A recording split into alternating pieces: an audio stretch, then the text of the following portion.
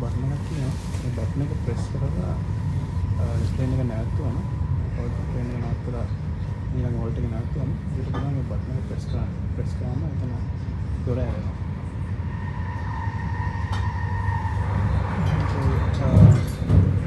මේකේම scan කරන්න කෙනෙක් තියෙනවා බස් එක වගේ ස්කෑන් කරන්න තවත් තියෙනවා. ඒක ක්‍රෙඩිට් කාඩ් එකෙන් ගියාම ඒක ස්කෑන් කරන්න පුළුවන්.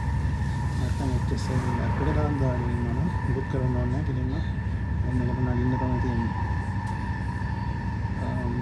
සිකියුරිටි දෙන්නෙක් එහාට මෙහාට යනවා. නැත්නම් හැම ට්‍රේන් එකම වගේම ඒකේ දෙන්නෙක් ඉන්නවා නිතරම.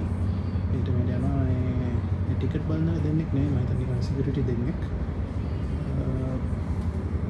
ඒක පෙට්ටියක් අපි දැක්ක ඉස්සරහා මේ බයිසිකල් විතරක් දාන්න පුළුවන්. ඒකට බයිසිකල් නවත්තන්න පුළුවන් විතර. ඒ කට්ටිය මේ බයිසිකල් වලින් යන කට්ටියට භාගයක් විතර එනවා අපිට ගමනට. then 4 degrees outside the garden with the animal and 3